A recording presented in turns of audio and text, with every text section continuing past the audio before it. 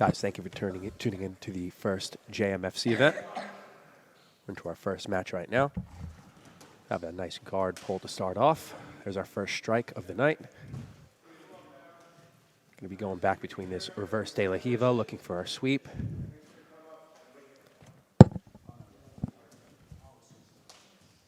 He strikes from the top.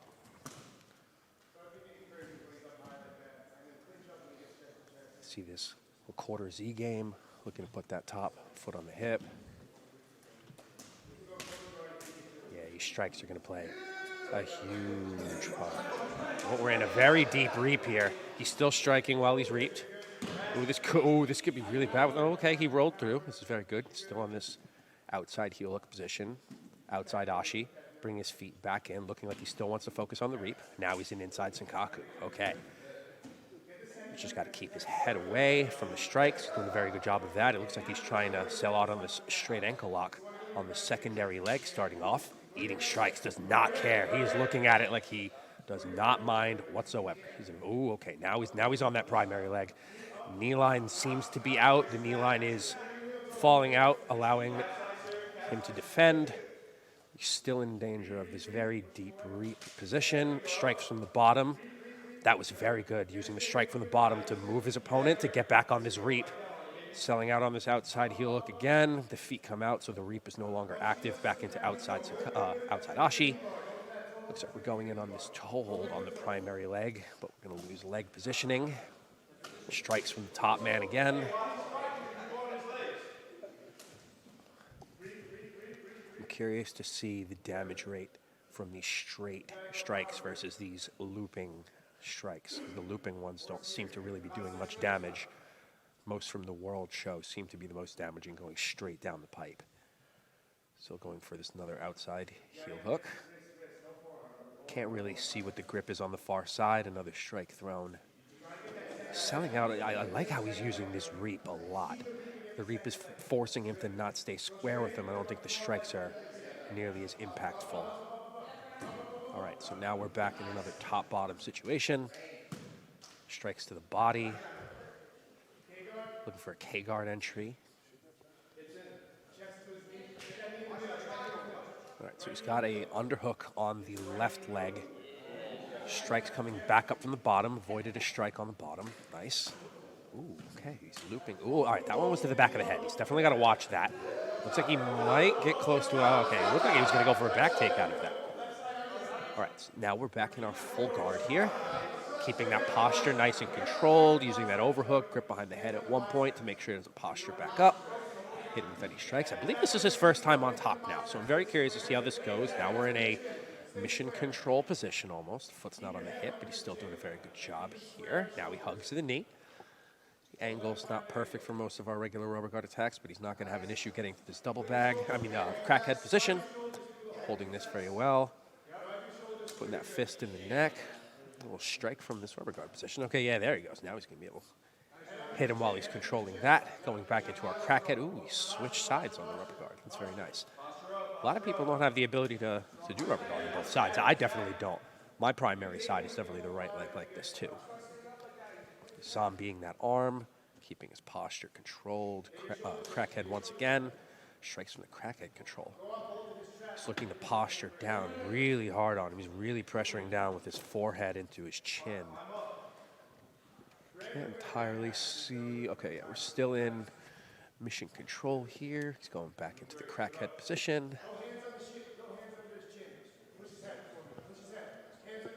Can't see how much time is left, but this match has been very entertaining. I haven't even been thinking about time.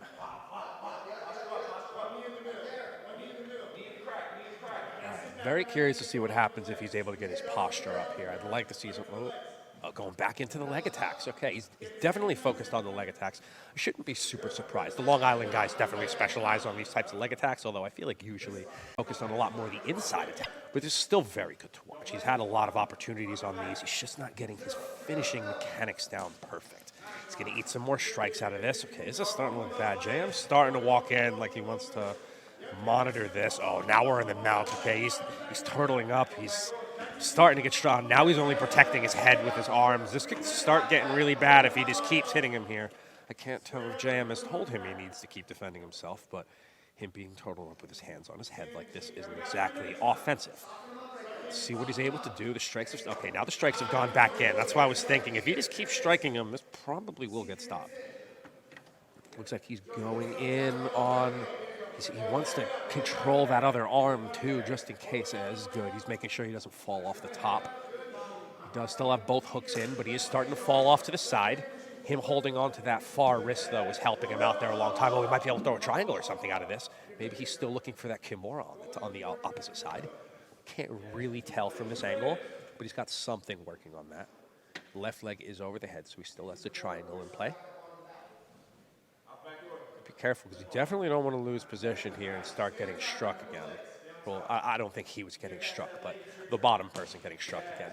Some shots to the body. Might as well see if you can get him to release that attack. Okay, now I think he does have that. Okay, he had the Kimura grip, but it just got reversed. Very good job stepping over the head. It's been very, very popular for ever since GSP lost his title to a very similar situation like that. Kimura turned into an armbar for the top man.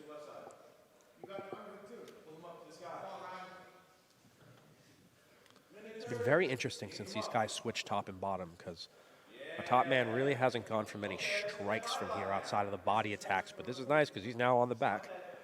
I don't think he has the body triangle in. I think he's just trying to get that second hook. Yeah, okay, he's just trying to get that second hook into a good position, but he might as well leave some strikes while he's here. Looks like both hooks are in. Might be looking for the body triangle on the far side. Looks like he's going for, I can't tell if he just has the seatbelt or if he's around the neck. It looks like he might be around the neck, but I can't entirely tell. He's going to need to fix his angle here. Okay, yeah, he is around the neck. He's not selling out on the submission yet. He's just going with that palm-to-palm grip. He's stretching him out pretty bad, though. If he puts that hand behind the neck, he might be able to just get a nice finish here. I can't tell how much time is left from here. Okay, not much time, about 30 seconds left. Some more strikes from the back. Body triangle is in now. Body triangle is switched to the opposite side. Some more strikes from the back. With only 30 seconds left, he should probably try and hunt this finish here before we get to OT. Although it doesn't look like either of them are too tired yet.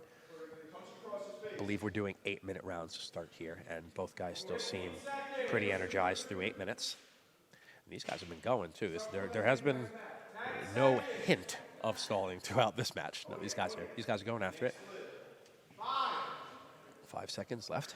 A couple more strikes, might as well. There we go, and there's the end of regulation and our striking period. Very great start by these guys. Awesome start to the very first JMFC card.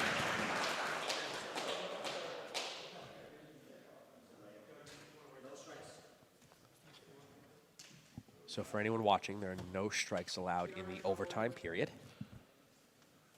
Going to be starting on the back.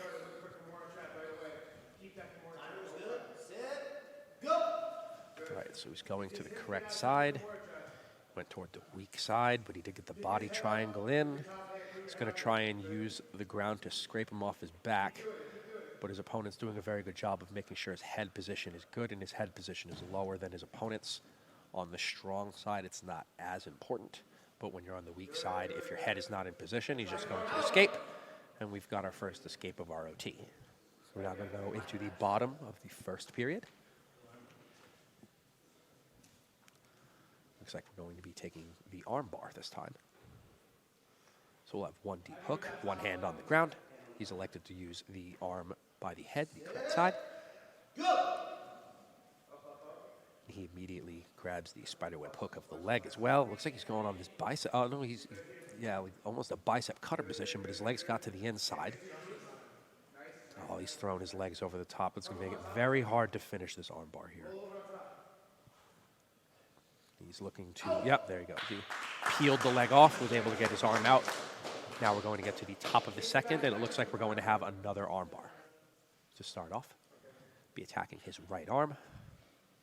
He's elected to use the other hook instead of the hook by the head.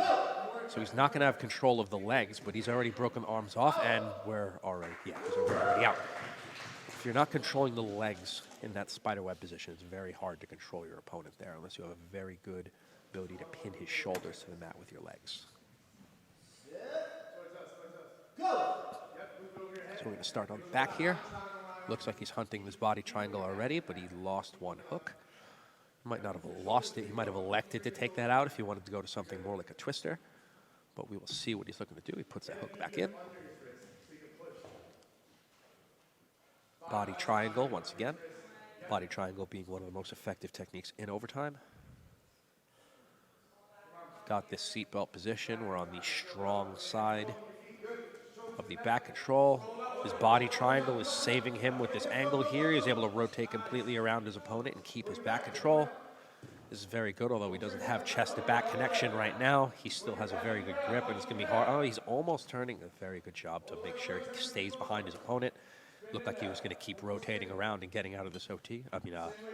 This OT round, but he's still only right behind the tricep. If he can pull, keep turning to his right. Oh, yeah, he has very good back control. I'll give him that. There were a couple times where it looked like the angle was going to be off here. He might be able to pull his elbow and tricep through, but he was able to maintain it. Still keeping his body triangle, switching his body triangle, although the leg ended up in the center now. Now it's back on the outside.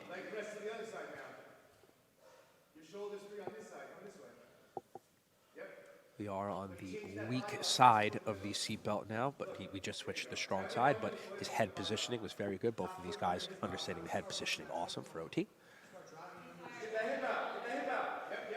The body triangle being on bottom and the bottom man stepping over the foot brings a seldomly used foot lock that can sometimes happen if your opponent isn't very flexible, but it doesn't look like he's trying to go for that at all. He's just trying to break the body lock, body triangle just like that, and escaping into the next round of our OT. Yeah, this being the top of the third overtime.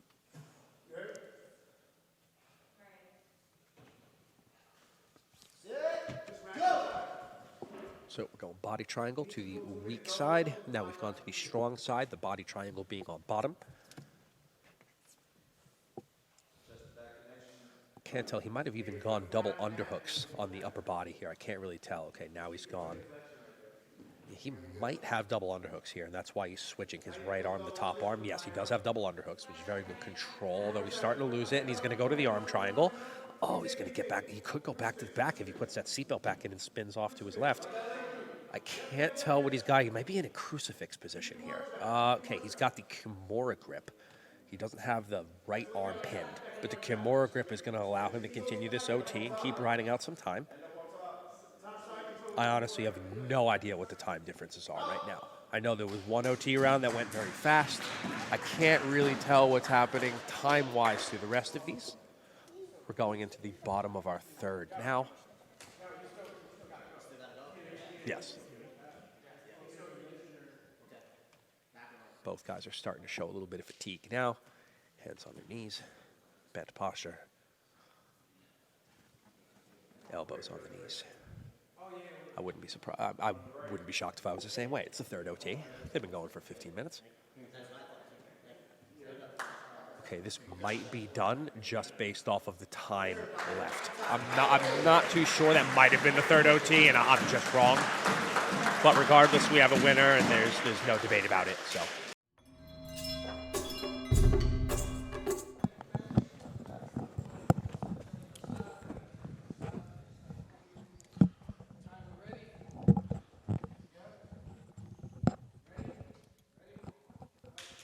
All right, so we're going into our second match.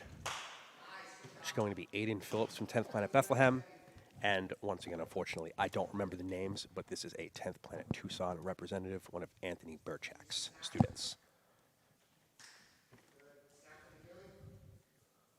So we're going to start off with this wrestling exchange. Aiden goes for a single and is going to end up getting a guard jump afterward. He's selling out on a guillotine.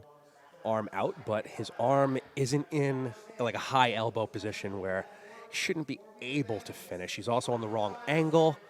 He could if he's really, really strong or if he has fantastic technique. I can't entirely tell how tight that is, but Aiden's doing a very good job of staying on the correct angle to create less pressure on his neck.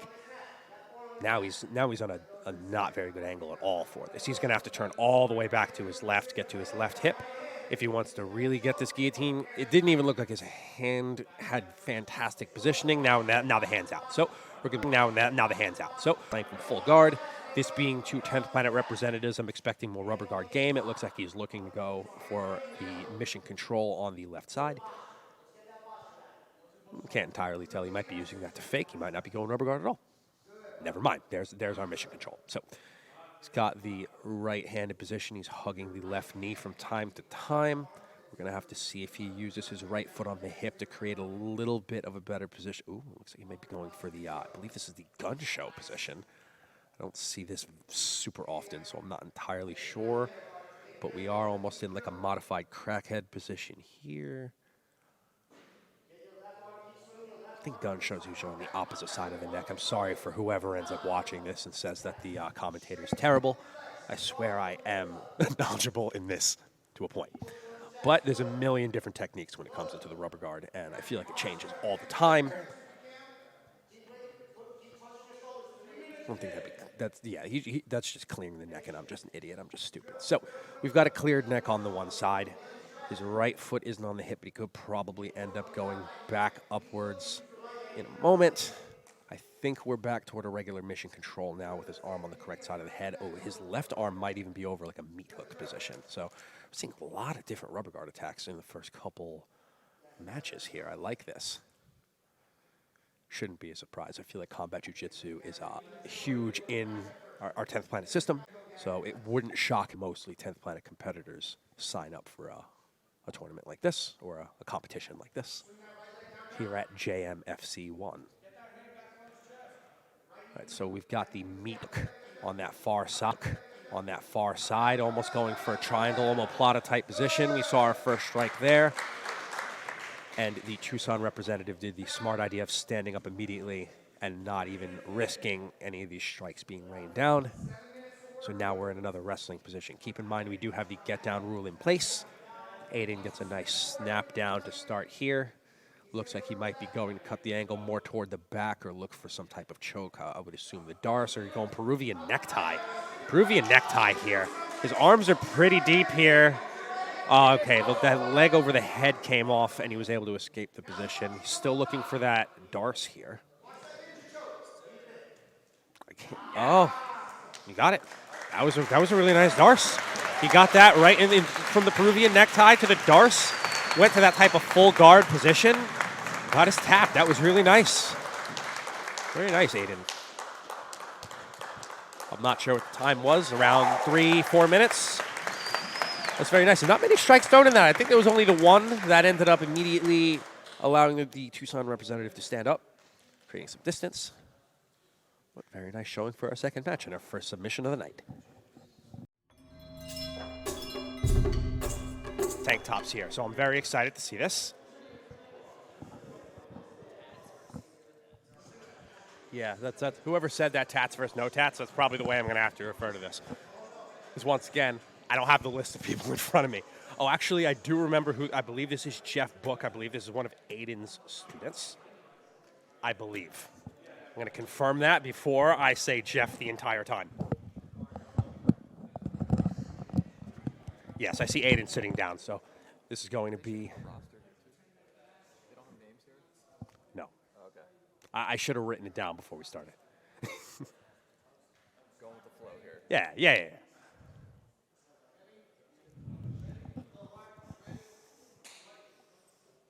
Never mind. All right, so we're seeing Mark Long versus Jeff Book here.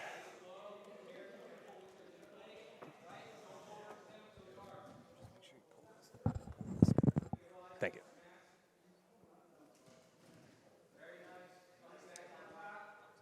All right, so we're going to be working out of a half guard position here.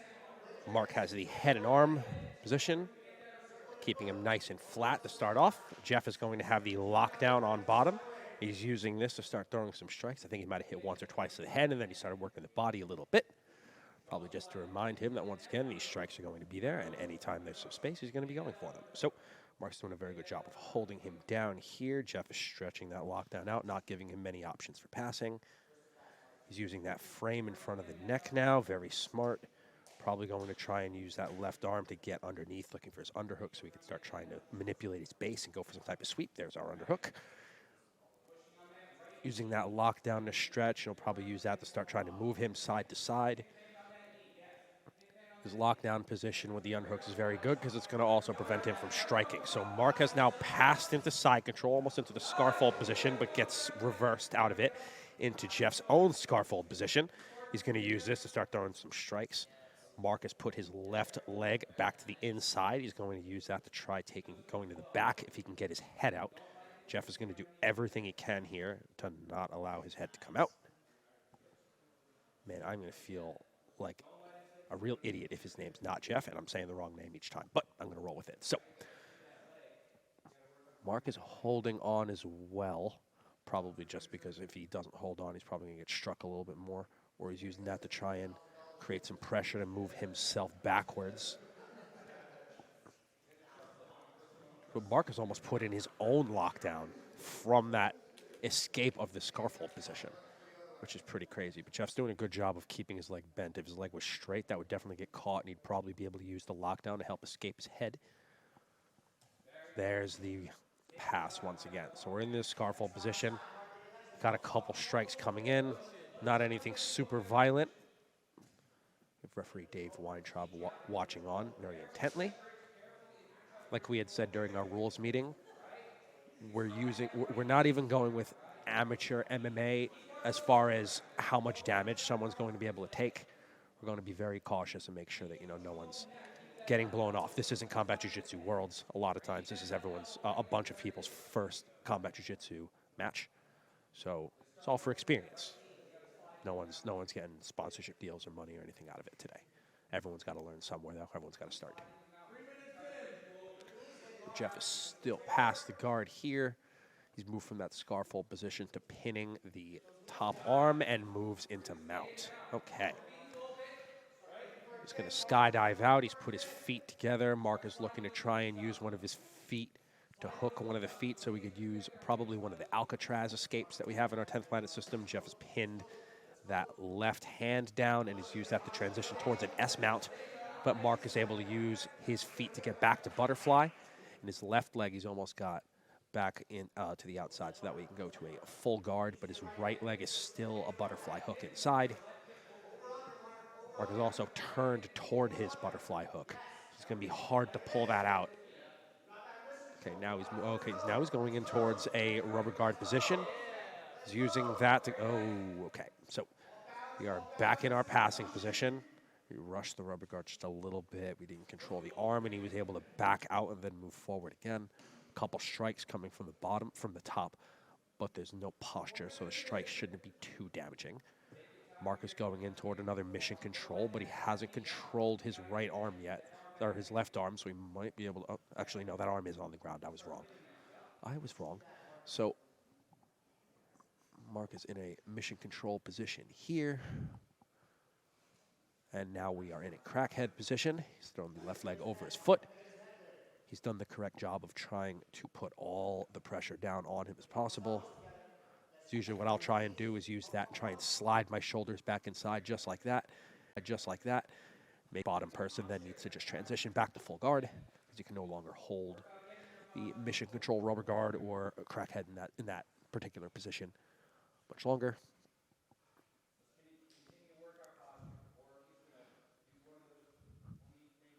For anyone who is watching and is wondering why rubber guard is being used so prevalently here, the rubber guard is preventing the posture, allowing the top man to strike. So it's a good defensive and offensive weapon.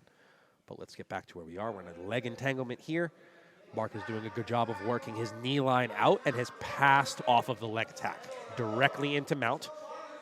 He's got control of the head and possibly the right. Okay, now he's got a head and arm almost, but the bottom man is striking into the rib cage, which I don't know if he should be focused on that or more on the defensive escape here. Because Mark is now even on an angle here. I can't tell how strong this is. The bottom man does have, his hand on the same side. It wasn't like he got his hand brushed over, like it looked like he might be here. Yes, you could see how he's even holding his own head with his right hand here. So if that slides over his head to the left side of his head, like it almost is here, this is going to get pretty bad. but I assume he doesn't feel in too much danger or he wouldn't be striking from the bottom. He tried bridging over from mount, and he's going to end up in an armbar situation off of this. Oh, but the armbar got lost here, and we're going to get a reversal of positions. We're going to get a pass directly off of the armbar, too. Sometimes these things happen where you go for an attack and you just lose all position out of it. It's a shame. And now we're going to have a fully reversed position here, where now he's going to be on top. Mark will be on bottom. It looks like he's going to be, okay, now we've got two hands on the inside. I thought he was going to be trying to pin Mark's left hand at first. Yeah, there's going to be some strikes here. If he postures up and really starts striking, this could be pretty dangerous here. We're right on the out of bounds. If I were those people, I would move out of the way. They're sitting about 18 inches away from our competitors. It's probably pretty cool to be getting sweat splattered all over you from these strikes, but yeah, he's going to need to move. He's definitely going to need to move. If he gets a couple more seconds of that, and that might be done. We've got Ref JM walking in as well to make sure that he monitors. Oh, and he moves a couple things out of the way. I didn't even see that. Might actually ask for that notepad with the names. All right, so Mark is recovering here. He's got his left knee back to the inside. He doesn't have a guard back yet, but he did take his right leg and stepped over. No, okay, now he's got a guard back. Now he's almost back toward a full guard. Here we go. Nice recovery. So from here, he's got the double underhooks preventing the posture up and the strikes. So he can only strike the body right now. He could tap the head, but it's not going to be anything very strong. Mark has the overhook on the left arm. Looking the, ooh, that was nice. He didn't even need his hands to clear the head. That was nice. I don't necessarily think he's going to get anything out of it, but it was a nice job of clearing the head. Oh, he just got a triangle out of that. Okay, that was very nice. I didn't see that coming. I can't tell. Okay, yeah, both. He does have a triangle locked up. He's got a really good angle here too, and he has control of the leg, and he gets the tap. What a match. Positions reversing, attacks and strikes from both men. What a match. 3 matches in. Amazing matches so far, man. Winner, Mark Huang in regulation by triangle choke. Very nice. Very, very nice.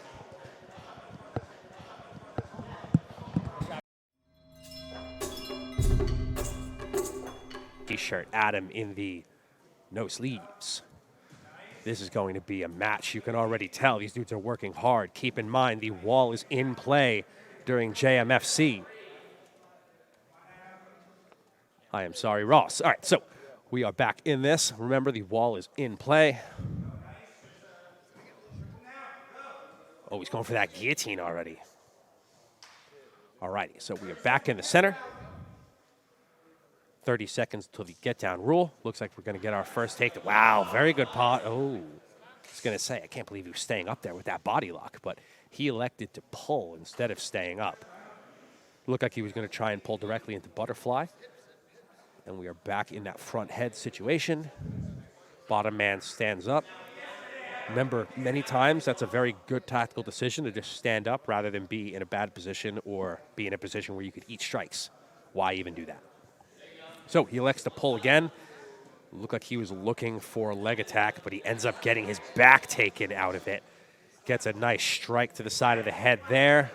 Ooh, he did lose the back. Oh, and he lost the mount too, and is going to end up on bottom out of the deal. He does have the overhook. He's got control of, well, he had control of the head, so it was going to prevent the posture and the strikes. Looks like he's looking the posture up. Well, no, now he's got control of his head. Okay, so now these strikes that are going to come down are not going to have very much power.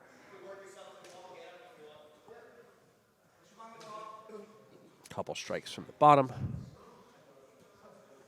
Remember, while strikes to the back of the head aren't legal, if you're touching the ear in any way, it's usually considered okay. Because if you're touching the ear, it should be the side of the head, unless you've got some type of like Yao Ming hands.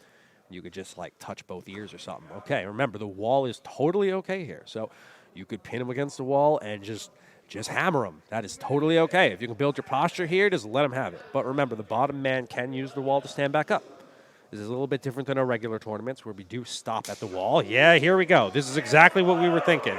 You get pinned right here, you just start getting hit, you might not have too many options. Okay, he has moved away from the wall. That was probably a very good idea. They're pushing off the wall now, making a little bit more space. You can see when that posture comes up, these strikes get a lot more power. All right, guillotine attempt. He might be using this to sweep. The angle was there for a second. He might even just use the guillotine to stand back up. He might just use it to stand up. Who knows? See, he's using it to go for another sweep. Fantastic. He goes right into the half. Okay, he didn't get the mount. He did get half guard. So the bottom man is locking around the waist, so he's still going to not have too many opportunities to strike with much power. Now he's passed into mount. This is much more dangerous. Okay, the bottom man looks like he's going to try and throw those legs over the top. All right, so he's turned. He's turned his back. That's going to happen a lot where people don't want to get struck in the mount and they turn to their back. That one might have been to the head, but that's okay. All right, now we're in the full guard again, man. That's one thing. Like, the strikes are going to be very prevalent, but you can't get too focused on the strikes and end up losing position. I'm not saying that that's what Dylan did, but I am saying that he just got put twice from the mount into the full guard. And that can't happen too much. So we are back in a half guard now. One strike as we stood back up. That is okay. And we are back in a wrestling situation. Remember, there is a 1-minute get-down rule.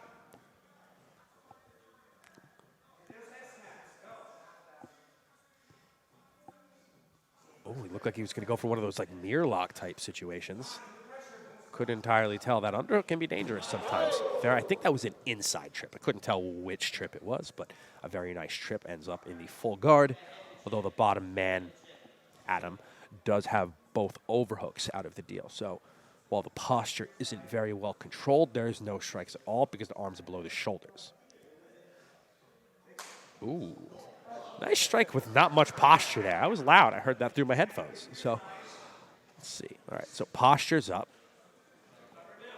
Yeah, he tried to gain some space, and he was not going to let him stand back up. That was very smart. Go to the back, get both hooks in. He's allowed to strike from here, of course. Though it might not be a great idea to strike if you were that postured up over the top of them.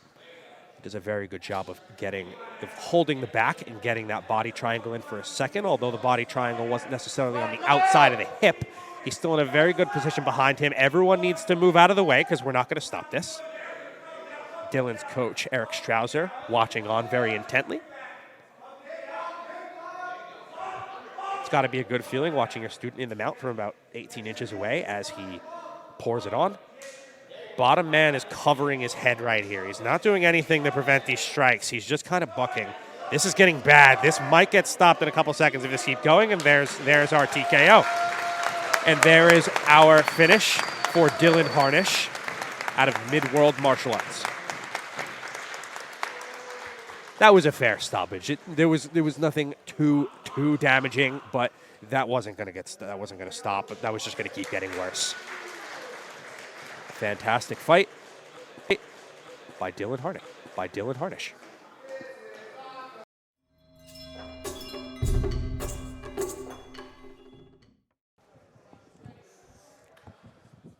All right, so our next match is Jay Emmerich and Zach Badigan.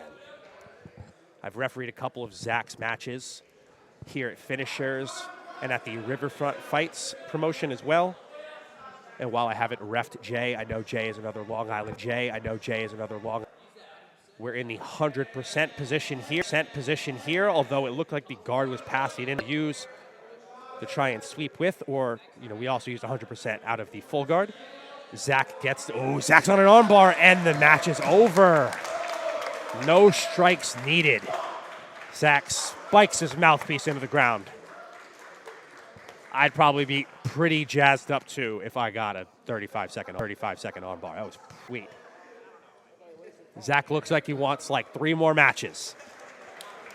My guy's got energy for days.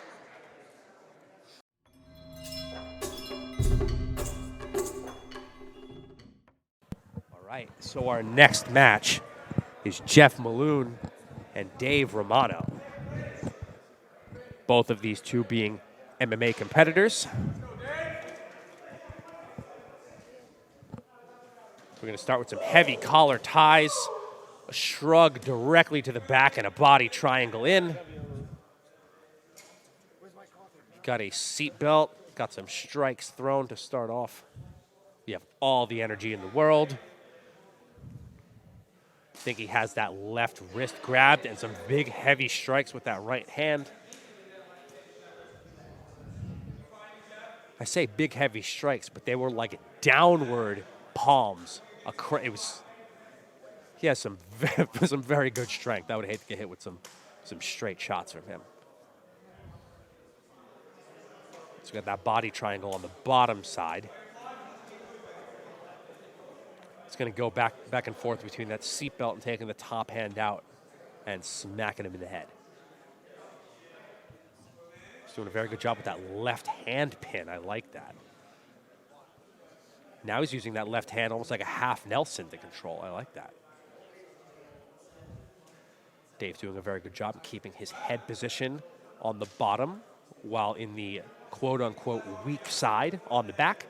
The weak side being the opponent's left shoulder having the ability to go up and down to the mat so he could scrape him off.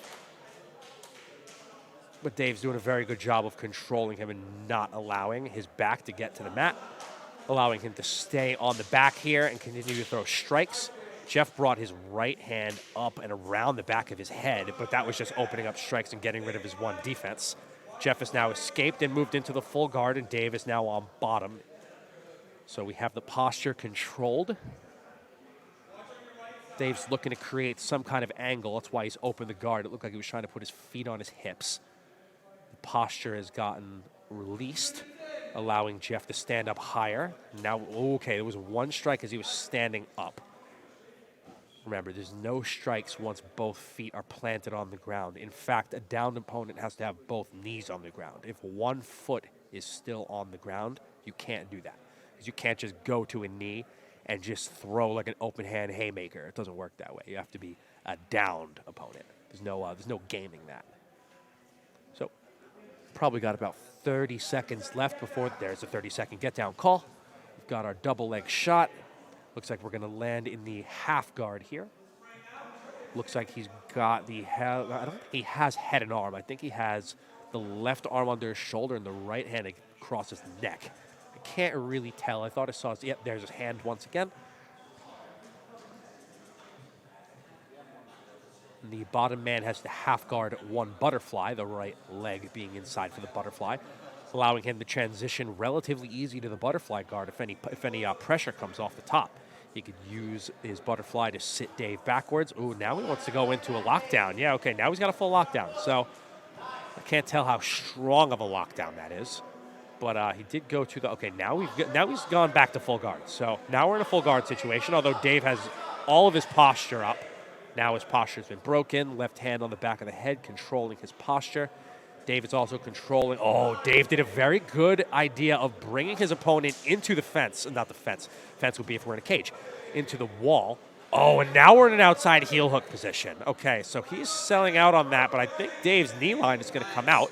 Yes, Dave's knee line has came out, so he's going to want to keep the top position back in full guard, and he's going to turn him back toward the wall and pin his head back into the wall. Now he's going to build his posture back up, and he's probably going to keep trying to strike. Let's see, he's moved his hand to the top of the shoulder. Looks like he's trying to clear that left arm off his head so that way he could posture up. Man, I would not want to be here if I was Jeff.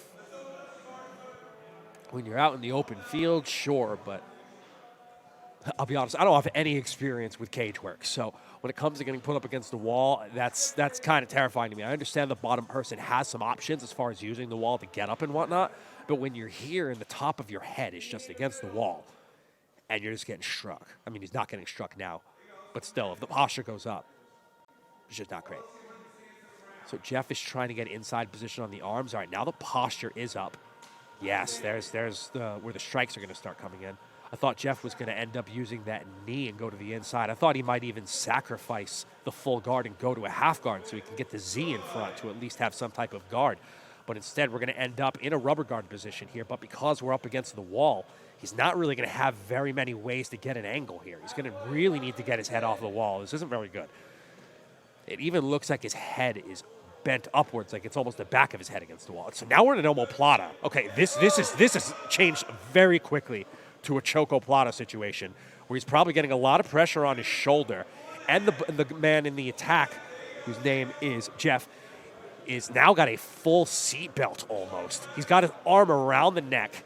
Dave's only defense here is him grabbing that wrist. Man, Jeff really turned that around really fast. I couldn't believe that. I thought he was just going to start getting slammed from the top. But instead, he's gotten into this very good position here. He's using his feet against the wall to try and walk himself out a little bit. Wow, he's gotten out of that position. I'm very surprised.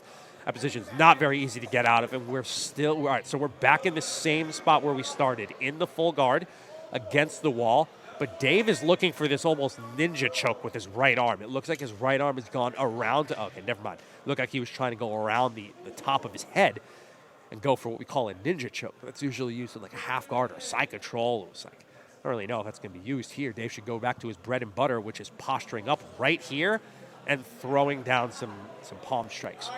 Jeff did a good job of trying to go into a leg entanglement, but he's going to end up getting, not past, but he's in the half guard now. And we're going to see what kind of situation we end up here now. Dave playing with the wall like this is really smart. It's making it very difficult for him to move out. Like, that'd be the first thing I'd want to do, is try and get my frames in and slide off to the side or something, but he's pinned. His back is flat up against the wall right now. He can't move at all. It might have even been better when his head was just up against the wall because he had the ability to move sideways. Now he can't move backwards or laterally. And Dave has just got him pinned up against the wall here. All right, so we're now almost in this like twister, half guard type position where he's put his left shoulder across the top of his body to pin his shoulders to the mat. And he has a free right hand where he can use that right hand to play with the legs and either extract his right leg or just move directly into three-quarter mount like he just did right there. And this is bad. Three-quarter mount or mount, if he gets posture and just starts letting it go, that's going to be pretty dangerous.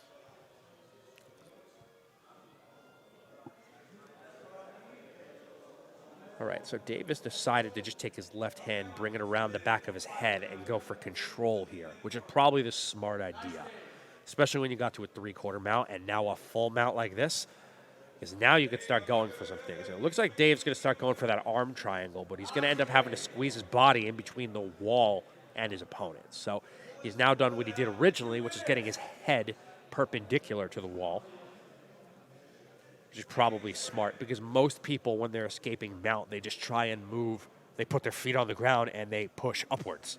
So you don't have any escaping method if you can't put your feet down and move upwards, unless you have, some type of kipping escape, or you have like the escape from Alcatraz, or maybe the reverse Alcatraz, or anything like that. You could also probably even go with the simple, I shouldn't say simple, but the hands on the hips and push. But if he starts posturing up like that, you're not going to have that ability.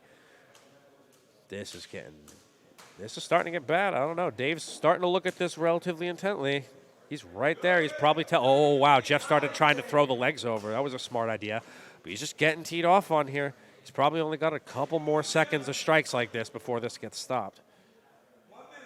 Okay, he's done good, and he's locked around that was probably a better idea, was to stay locked around the body here if you're getting hit like that. In most jiu-jitsu competitions, if you're locking around the body, people will just call you for stalling. But when there's strikes involved, it's understandable because you're trying to just prevent getting hit. While you can't escape usually with your hands locked around the body, it gives you at least a reprieve from that while you decide what you're going to do. Jeff has stepped over his foot with his right leg, so he could start looking for one of our reverse escape from Alcatraz moves. But the angle doesn't look very right, and he's still getting struck. I didn't hear how much time was left. I believe it was somewhere around 30 seconds. I might be wrong on that. Don't quote me. Still got some strikes coming down from the top. Dave is going to control right here in the mount.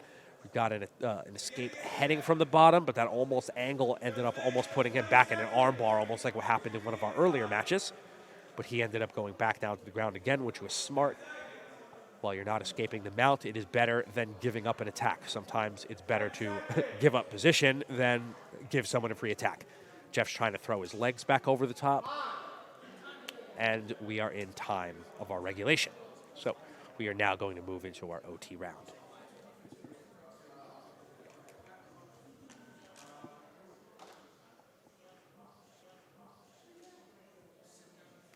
All right, so it looks like Dave is going to back to start.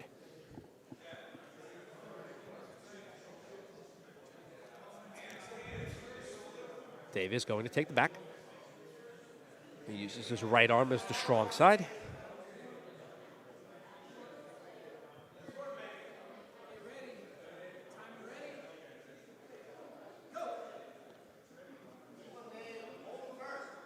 All right, Dave has the right arm. No, actually, he's put the body triangle in, but the right arm is being controlled by both hands to start off. So he could go for this. Oh, wow. So we've had a twister from that type of position before. I couldn't tell if he did hit the twister or what he actually hit there, but there is a twister from the body triangle in, and when they bring the arm over the head like that. So that might have been what it was. I couldn't entirely tell if it was or if it was a shoulder lock or what, but it was effective regardless. So there's going to be 14 seconds in this bottom of the OT round for Jeff to get a submission or Dave wins. So you don't just automatically win in the top of the OT. You do get a chance, but you only have 14 seconds. So we're going to see what happens. And Jeff is ready to shoot for it. He goes directly after the head with the other arm. He's got the body triangle in. He's probably only got half the round left, though. Dave's got both hands above his head, so it's probably going to be pretty hard to sneak in a choke in the next 2 seconds or so. And it is time. So very nice match between these men. Dave taking it in OT. Very nice job. Fantastic. And we'll be moving on to our next match, which is Jose Lugo and Isaac Santiago.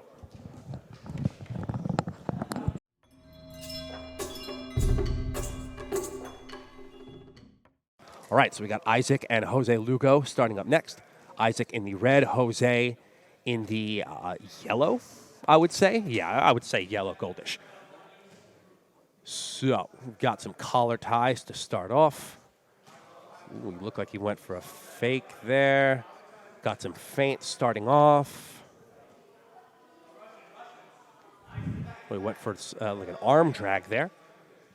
Oh, a nice arm drag attempt there, too. Playing off it. Yep, everyone get the hell out of the way. Oh, he's in on a guillotine. He threw the leg over the top. Angle's wrong for the guillotine. These guys don't even realize that they're in the way. They didn't even realize that the competitors were behind them until he was... Okay, well, he did just get off the mat. Oh, did he get the guillotine, too? Wow. Man, I'm busy talking about the competitors. He already got the guillotine. That was nice. That was very, very nice. Man, Isaac just throwing heat out there. Very nice job.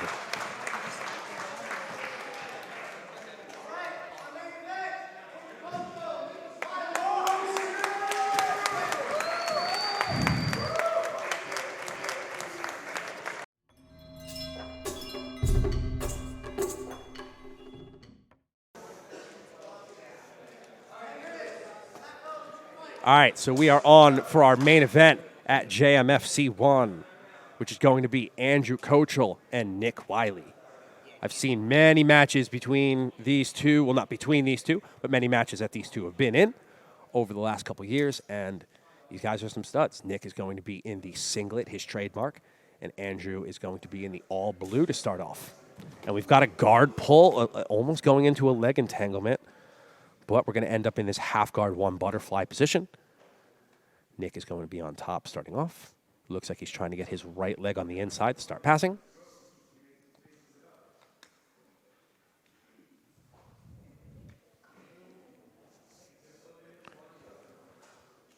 So Andrew is he's got the right arm around the head. I'm assuming he has an overhook on the left side. I can't entirely tell what he's got over there. But he does have this half guard one butterfly position. So if Nick lets off on the pressure, he's going to be able to pull that through on the butterfly. Some strikes starting off from the bottom. Can't really tell how strong those are, them being from the bottom, but definitely can be an annoyance. And if they get your opponent to posture up, that's really all that matters. So Andrew, yeah, okay, so he does have that underhook on the left side. He did just bring that inside as a frame in on the left arm. So now he just pulled his knee back in, so now he's in the full butterfly here. Still posture controlled. He's looking for a sweep. Andrew's going to get up and start attacking a takedown. Everyone's got to get out of the way. Guard pull again, looking for a leg attack. Ends up on top and starts passing and throwing strikes. Nick starts. Oh, Nick has to go to the turtle to avoid getting passed. He's getting teed off on again. Andrew's teeing off. He's going to use that to start trying to pass once again. Going in for a leg attack. Andrew's just going after things here, man. Strike from the leg attack. He's just going to go, no striking once we stand. Andrew is going after it, though, man. We are going. Let's get this. So from here, we're going to go into another wrestling exchange. Underhook for Nick. Andrew postures off. I'm expecting Andrew to go for one of his trademark flying guillotine type attacks. He's going to keep playing on the head. Arm drag attempt from Nick. Andrew just pulls. He just pulls. Andrew feels very comfortable pulling guard here, man. He does not care. He's not worried. Controlling his posture. Foot on the hip, looking for a good angle.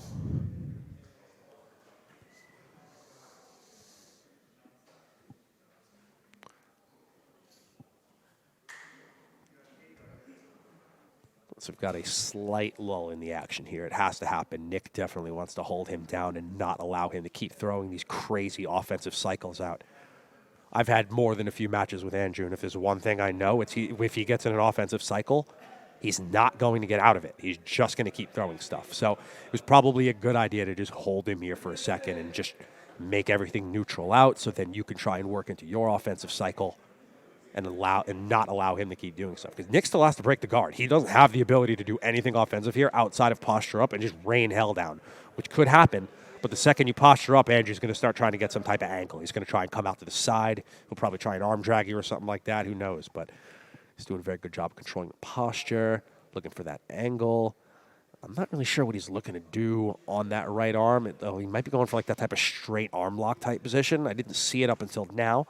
Oh, he's going to use that. And Nick passed off of it. That was really good. Andrew's going to get his feet back on the inside, though, recovering. Awesome.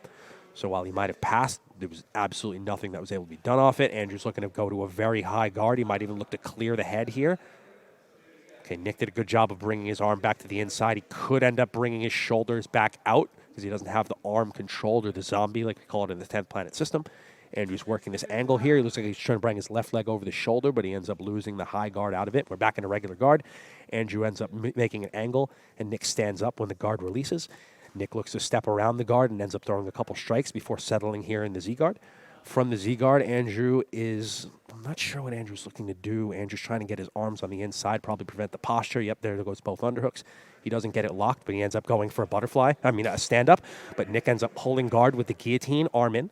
The arm in guillotine's not on the correct angle, so he might not be able to get the finish here. He would probably want to sit off to his right side. The arm in guillotine gets lost. Wow. This match is so crazy. I feel like I cannot take a single breath. But, man, this is awesome. This is a fantastic main event for the very first JMFC event. A couple strikes thrown by Andrew as he stands up. He's probably going to do the same thing he did before, is use the strikes to look for a leg entanglement. That was pretty smart, but Nick has a very good De La Riva guard, which you wouldn't expect out of a man in a singlet. But still, he had a very good De La Riva guard. Andrew pulls again for the leg attack, and he goes for an inside Senkaku and transitions to the outside. And he ends up using this for the straight ankle attack. And Nick puts his back on the ground. It looked like he was going to tap. It looked like he totally gave up, and Andrew let go of the submission and ended up passing out of it. It really looked like if he just kept cranking that, he was going to get the tap. He put his back on the ground like he was done. So Andrew ends up passing, and I think he even has the leg drag in. I don't think he did a full pass here. I think he's using the leg drag to prevent Nick from trying to stand up or anything like that again. Nick looks like an incredibly powerful man. He can't grab the singlet like that. I'm sure everyone saw Andrew was holding on to the singlet there. I'm sure he didn't mean to do it. That's why he let go immediately, but he did get a strike off during that time. So we are back in this reverse De La Riva type position here. One strike thrown from the bottom by Nick. Andrew has both hands on the feet, and he's playing around as he looks for his angle. He goes to the right and ends up passing to the left. Back to the leg drag, but Nick has his left foot on the inside. Okay, now Andrew has passed both feet. Andrew ends up walking. It looks like he's going to walk toward north-south because he brought the left arm to the opposite side of his head. I'm assuming that probably means he has his right hand on the opposite hip to prevent Nick from moving in any way. Nick is going to probably try and turtle out here, it looks like, and he's probably going to want to try and stand back up or something like that. But I shouldn't expect Nick to just keep going with strictly wrestling technique, because his De La Riva and reverse De La Riva showed that he's very versed in jiu-jitsu as well. But he has a trademark singlet, so you're always going to get classified as a wrestler. Sorry, not sorry. So Nick does try and go for the leg there, but Andrew holds that almost like that darts position where he had the right arm through the inside underneath the tricep. But when he goes for the strikes, Nick ends up flattening back out, which might have been a good idea rather than turtling up to the strikes. Because I feel like if you turtle up to strikes, you're just showing the referee that you're not going to be offensive. At least when you're on your back, you have the ability to start trying to move and whatnot. Turtle, people just kind of settle in. Andrew postures up, throws some really hard shots. I think Nick might even be bleeding out of his nose. I can't really tell from here, but Andrew's been hitting him with a lot of good strikes here. Andrew just playing with those feet, just throwing them side to side, and when Nick tries to recover, he just makes him pay for it with some strikes. Very smart. Andrew has both feet, no, he doesn't have both feet pinned, but he has both feet kind of in between his hips right here, so he has the ability to pass either way. He went to pass to the right, but Nick did a very good job of getting to his half guard with that time that he had. So from the half guard, Nick's probably going to try and get that right foot on the inside so he can get some type of butterfly. He's already getting his angle here, but Andrew's controlling the underhook with the left arm. He probably has his right arm around the head, so he's holding him nice and flat here, but Nick is getting his butterfly in with that right leg. Probably going to try and use that to try and recover, man. I need to take 5 seconds to take a sip of my water. I have terrible cotton mouth from talking this fast. Give me 1 second. All right. I feel like everyone around me is like, Tom, shut up or stop talking so loud. So Andrew is in the half guard, but Nick doesn't have his feet clasped, which is going to, so Nick ends up going for like type of like hip bump type sweep from half guard, but ends up turtling, and Andrew's going to get his back out of the deal. So he's got the left hook, right hook is not in, but he's going to pull a triangle out of it, man.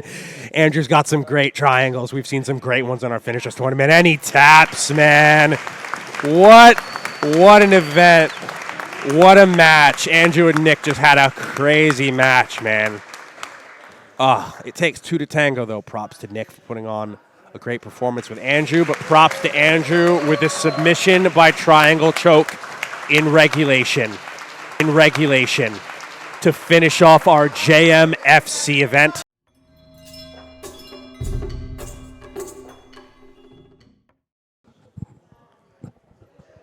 All right, so I was wrong. We got one more match. We got a post-limb match. We got a post-limb match of a couple guys that have already competed, and we're going to have another one. Because why not? That's the nice thing with combat jiu-jitsu. It's not full MMA. You know, even if you have a fight, you can have another fight. Why not? You don't have to get busted up. Our referee, Dave Weintraub, was in a 4-man combat jiu-jitsu tournament this weekend, and he looks fresh. You don't even look like anything happened. So we're going to start off with a nice wrestling exchange. All right. So we don't have any contact just yet. We got a little bit there, but these guys are content with staying on the outside to start off. So we've got a double leg, and we're going to end up in not full guard. It's a 3/4. He does have one butterfly in, and he went for a rubber guard to start off, but it didn't end up happening. Now we're going to get a reversal out of this position, and a couple strikes right off the top. Anthony Burchak very happy with the strikes. Anthony Burchak being a former UFC fighter. And Anthony Student has passed into side control and is laying down strikes starting off. Jeff being in side control on bottom. It looks like he's trying to do some type of funky thing with his legs and arms. But okay, so he rolls from side control, reverses into the full guard. Probably going to throw some strikes. But we've seen the bottom man does like to play this rubber guard to prevent the strikes. So he ends up getting the mission control on his right side. I can't see if he's zombied the arm and has that arm to the ground, but he is in crackhead now. He's got both legs above his head. The angle's not great, so I can't tell the specifics, but so he does have the crackhead position, and he has the arm zombie to the mat. So it's a very good positioning here. He uses that to sweep to the mount. I haven't seen a lot of crackhead rubber guard position sweeps to the mount before. That was pretty nice. So he's in an S mount here. He ends up getting his man to belly out, and he ends up in an arm triangle. He's striking from the arm triangle. We've seen that twice today. I don't know how smart of a position that is. And Jeff is also using his bottom feet to try and manipulate, or his feet on bottom to try and manipulate the base of the top man. Oh, Jeff is going to turn to his side, and this is not good. He just has both hands covering his head. He is just getting, no, he's not getting teed off on, but he's getting hit. All right, now that was hard strike to the body. I heard that one through my headphones. So we're going to end up in this guillotine-type position. So it's not an arm-in guillotine, but the bottom man's arm is above his shoulder, not allowing for very much tension on the choke. So we're going to end up in north-south out of the deal. Bottom man is trying to turtle out and get to a leg, but the top man is not going to allow him to turtle out, which is smart. He just did all that work passing the guard. Why let him sit back up? But he does. And we're going to end up probably in this anaconda position. So we're getting a back take out of the deal here. I believe the top man has control of the wrist. Yes, he does have control of the wrist. And now we're on the back. We've got a body triangle. And we've got the top arm. So we're technically on the weak side, but he's got his arm already around. So he had it around the neck. He throws a strike. And now he looks like he's going back to a control. He's got a grip on that wrist, and he's got him bellied out, and we're going to get some strikes once again. Bottom man has to defend, or he's going to end up getting TKO'd. So we've got the body triangle, and this is so hard, man. You're just getting controlled, and the body triangle squeezing, and you're getting tired. Now you're in the full mount. I'm pretty sure he's in the arm triangle again. Yeah, I think he is in the arm triangle again. Yeah, the arm's across the body. Now you're back in the turtle position. Body triangle's not in anymore, so you might have some way to get out. But I believe the body triangle's back in once again. But once again, it's body triangle, and it is weak. Yeah, so he did get his back to the mat, and he is going to get back to the full mount. Couple strikes being thrown right down the middle, nothing looping to start. He got the full mount. I believe he's even got his feet. He had his feet under the hips for a second, but Jeff's doing a good idea of bridging and not just settling in mount, because you cannot just settle in mount, man. You cannot just get hit in the mount like that. It's not good. Oh, and he passes the side control with the scarf hold. Oh, man. So bottom man has his hands in play here, and he might be trying to use this to frame or use it to roll him over and whatnot. But just being very smart. Oh, there goes the whip over with his legs. He's going to try and get some type of weird triangle or something like that. He gets out. Oh, be careful striking with both knees on the ground. Remember, this is not boxing, although that is fine if both knees are on the ground for both opponents and they are striking. But it was getting very close to a stand-up boxing match there. So we've got another double leg. Strikes are back in play. He's using that to pass. Jeff even grabbed his right foot and pulled it underneath his left foot so he has a lane to walk around. But he does a good job of getting that knee frame in with his left leg. He's trying to step over that, but his left knee is in really far in. So that's going to be hard to pass, although he just put it to the ground and he steps over. He might need a leg drag here. I can't see where his left leg is, but he might almost even get put back in an ashi here. So this is a very dangerous spot. If he postures up, he could get put back in ashi. He could step around and pass just like that, though. There we go. Another shot at the back here. No hooks are in. One hook is in. The second hook is not in. Oh, the second hook is in. But he does have strong side back control here, and he's going up towards the neck already. We fixed the body triangle up some. He's going up toward the neck. And nothing's happening just here just yet. So okay, now he's got his other arm. He used the other arm to get around the neck because he was getting that hand control. I thought he was just kind of using that to stall for a second, but he ends up using that to transition to the other side with the RNC and get the submission from the back in regulation, which was awesome to watch. That was a fantastic match by both of these guys. Once again, another match with position switching, passes on both sides, strikes on both sides. Crazy match, man. What a crazy match. Everyone here is pumped too, man. Everyone here thinks this was a great match, man. That was awesome. This has been great. This has been great. Man, strikes really do change up the game, man. A lot more than you think. If y'all don't train with strikes, you got to get a little bit of that in. It's something else.